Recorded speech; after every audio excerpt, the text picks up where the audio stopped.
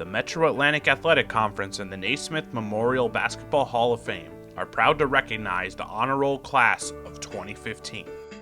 These 24 individuals share the common bond of leadership, responsibility, and commitment developed during their time as basketball student athletes, coaches, and supporters at MAAC institutions. These innovators helped bridge the gap from what was just a thought and made it reality, persevering through obstacles to achieve their goals. Those were, as you know, some very turbulent times. Okay, that was the 60s, the Civil Rights Movement, and what have you. Being an African American at that time could have been difficult if you let it, in my opinion. To me, it was never a problem, only because I could get along with anybody, as far as I was concerned. I was aware of being, the first in many doors that I opened, but I always looked at that as a badge of honor and a responsibility that, to the extent that I was blessed with the opportunity to do that, that was further motivation for doing as well as I possibly could. Being the first African American on the varsity here, I wanted to excel best I could. From a basketball standpoint, being here through the transition period, my freshman year we were Division I, Division II, and then my sophomore year we were Division I, so we kind of went through some tough times, but we helped the program get started.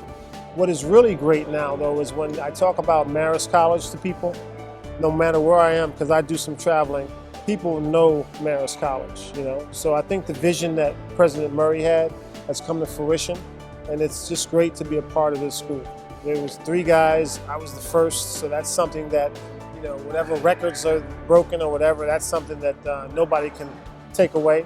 So I think I'm really most proud of that accomplishment. As a student athlete, you typically have 2 paths that you take. One is the academic path, and the other one that you're doing at the same time is your athletic experience, your practice, your games. So those 2 experiences are really a parallel path. When we started the women's basketball team in 1971, we didn't know it, but we were going on a 3rd path. Because what we were doing was creating something that didn't exist. We were creating a women's program, basketball, that actually would be the model for several other women's programs. What that was learning about how to change things, learning about how to make a difference, learning what your obstacles are and how to overcome them, getting some people to help you, and convincing other people that what you're doing should not be as threatening, and bringing them on board. It's been really, really fascinating to be a part of, to watch, like I said, coming up with Title IX and starting at Marist when they just transitioned to Division I, which again, I think was just an awesome part of my experience here. And then being able to break a record and set a new record and be just a part of that whole history. I think being a part of a team teaches you a lot. It teaches you how to work with other people. It's the guidance, from having a coach that, taught me how to work with others and to aim for that goal together. When I got into the workforce, it helped me learn how to just work with others and for the common goal. Unfortunately, while I was here, we never won a championship. We got pretty close. I would give away my scoring record to have won a championship. I mean, that was a great thing, but especially having been the first woman to score over 1,500 points. These Honor Roll recipients embrace the lessons they learned as student athletes, taught by able and experienced coaches who prepared them for the many opportunities they pursued following graduation. When we go back, I guess, with John Thompson, we were teammates at Providence. While I was at Bryant, I got a call from John. He said he was going to be the coach of Georgetown, and he asked me if I wanted to go with him. That's really how he ended up in Georgetown. And I think I had an advantage with a lot of, say, minority students at St. Peter's at that time. And one of them, because I coached with John, so I said he must be okay because he worked for a black coach. And that was a plus. That's my opinion. But it was easy for me to talk to students. I think the biggest thing is your accountability and responsibility. As you get older, you have to be more responsible, and you're accountable for what you do. See the student athletes graduate, that was big. That was big. And then see success of the teams that have won, that have gone to NC championships. Every coach instills a little bit into you and develops you into the person that you're going to become.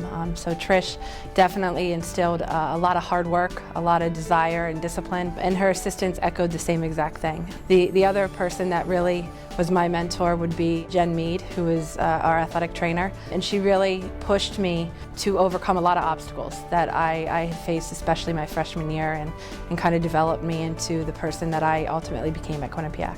My experiences at Quinnipiac as a student athlete have allowed me to develop into the coach that I've become today. If I had not been a student athlete at Quinnipiac or given the opportunity to be a student athlete, I wouldn't be in the profession that I am today, and I wouldn't have the ability to be able to coach these young ladies the way that I do every single day. I pretty much was 2 years into playing basketball when I got recruited at Manhattan. I was advised by a former teammate and mentor for me. She kind of just said to me, well, you know, there's no other place for you to improve in England. No coach can do that for you in England. The only place that can do that is the US. You have to go. Of course, she did this 4 years prior to me, so she knew the process, she knew the growth I would undertake. I think without Donna Knight, I definitely wouldn't have played in the US. I wouldn't even have known that there was scholarships to be attained. In terms of, you know, really on the court and what I learned, leadership was huge. You know, to be able to, as a point guard, have to lead a team and make decisions on the fly and get people to buy in to what you're doing and what you're asking them to do, especially when you're their peers. It was a difficult thing to do, but it also is something that's, you know, carried with me throughout my career. Similar to my senior year, when I was honored as MVP of the team, back then I said in my acceptance speech that I was the first MVP in the history of the game whose GPA was higher than her points per game. And, you know, it's kind of the same thing. I'm probably the first honor roll inductee to have the stats that I do, which are absolutely awful. But that just shows that the intangibles are just as important as the stats. The greatest lessons I learned was from Brother Driscoll. I'll never forget my first year.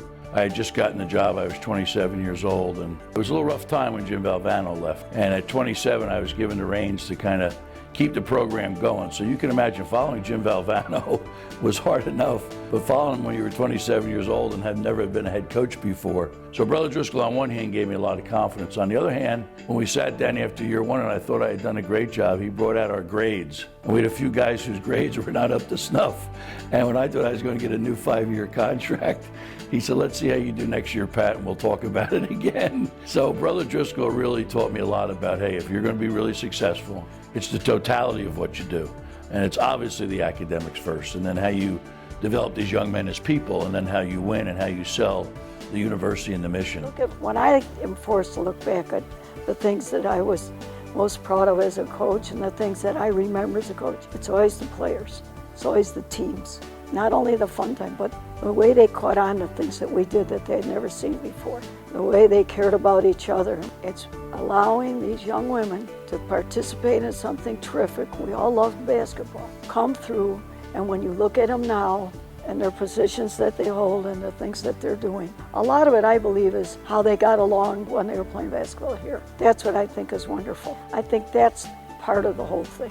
Strong, young, happy, crazy young women. It's the bonds and lasting friendships formed from being part of a team made up by coaches and student athletes working together for a common goal that can be most rewarding. The team that I had while I was at Monmouth was, especially my senior year, was the closest group of guys that I've ever been around. You know, we had very good chemistry. I am best friends still with a lot of those guys. When I think back to Monmouth and my experiences at Monmouth, you know, my teammates are probably on top of the list of my memories here, and the good times that we've had and the practices that we had to go through and the bad times that we had, the great wins and the tough losses and great successes that we had, and all different experiences at times off the court, you know, all these different things. My teammates are the ones that I really carry great memories. My teammates and the friendships are everlasting. We don't talk all the time, but their kids play at a different high school, and obviously I'm involved in coaching, and we see them, and we just go back to Ryder. We smile, we laugh, we just talk about all our memories here and, you know, what it meant to all of us. I have to look back at the trips with my teammates, the van. Like back in the day, Ryder had like a 14-person van, and you get 13, 14 women in a van. The laughing, the joking, the stories, it was just great. I think my friendships throughout the years that I was at Iona mean the world to me. Some of my best friends were involved either on the team or a manager. For instance, one of my best friends, Melissa Yeagley, we played together. She was a year older than me. So from my freshman to junior year, we played together. We actually lived together, and we still keep in touch, and we still get together. And we were able to have such a great relationship because we both loved the game of basketball. We wanted to play for each other. And once we got off the court, we would kind of complain about how hard things were and, oh, I can't believe coach made me do this. I can't believe he made me do that. But it's crazy. People say that you meet your best friends in college, and I truly believe that. I think basketball chose me with a 6'3" frame, 3 brothers, hoop outside. Our favorite pastime in the summer were pickup games with the neighbors. I know I wouldn't have made it to the collegiate level if it weren't for all the amazing and talented athletes and coaches that I've had along the way. Being a member of a team on campus is different than being just a student. We bonded with the experiences that we had that the other students didn't have to try to deal with: traveling, practice, games, missing classes. And that created a bond that for us has stood the test of time. We may not see each other as often as we like, but we do get together, and when we do, we don't skip a beat. It's just as if we had been together yesterday. My attending St. Peter's, to me, I've always thought it as a gift, and all of the things that are most important to me are connected to St. Peter's. My faith, my family, my husband and I met at St. Peter's, and we were married in the chapel, and obviously my education and all the friendships I built there. That building is amazing. It was so impressive, and it holds a lot of special memories for me. I can remember the very first time I walked in that gym when I had the tryout, and I just thought how great it would be if I could actually play there. But more than the building itself, I think the people that made up that building that made it so special for me. From the person who greeted you at the door, to the person I worked for from my work-study job, to everyone in the athletic office and the trainer's office. They made that place wonderful. And with the luxury and perspective of time and maturity, these former coaches and student athletes provide meaningful insight. Anything you try to do, work as hard as you can at it. And then once I got into coaching, it was like unbelievable. We worked 16 hours, you never could work enough. That's why I'm glad I'm out of it now, because I couldn't do that. It's just too much. It's too demanding. But you know what? I ran to work. I loved it that much. I loved to be in between the lines. It was just different, but I enjoyed it. I'll tell you, it made my life. Quinnipiac gave me a living. Persistence, continuing to try things and get better, never giving up. To me, that meant going to the gym on days we didn't have practice and practicing things that I was weak on. For me, the guys wouldn't pass me the ball. They said, "Jeff, you can't catch the ball," because of the fact they would never pass it to me. When you rebound, you make the shot. When going into the Hall of Fame, having that record for rebounding for 38 years meant a lot to me. The biggest thing that it taught me is how to live and work with anyone. It doesn't make a difference of ethnicity, socioeconomics, aptitude.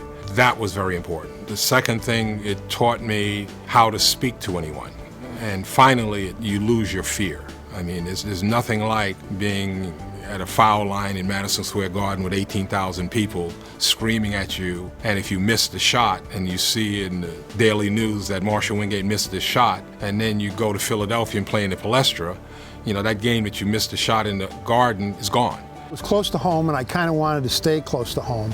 And I knew that Siena was in the process of rebuilding their basketball program. The year that I committed to Siena, there were 3 or 4 other local kids who committed as well. I thought I could, get into something on the ground floor, on the level floor, and kind of build my way up and hopefully, have a good time at Siena, academically learn a lot of stuff, and still have time to play basketball. I was a passenger. Coach Kirsch was the one who drove the bus, and I just sat there and enjoyed it. I had, obviously, we had good players on our team. He had the vision. He knew exactly what he wanted to do. It was the last game of the season. They give you the senior award and most valuable player or whatever. And my parents came to the game, and that was the first time ever that my parents had seen me play, period. High school level, because I only played 1 year in high school. Didn't make any of the Canisius games, because basketball wasn't that important to them. They was more like a working family. I had 38 points that game.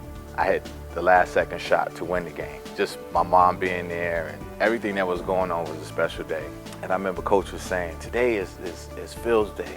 I'm on the bench, after I come back and I see like tears in his eyes because it's the last game. He's like, today's Phil's day. It's his day. It's his day today. And I'm kind of like, it's his day. Okay, it's my day to do whatever I want to do on the basketball court. Okay.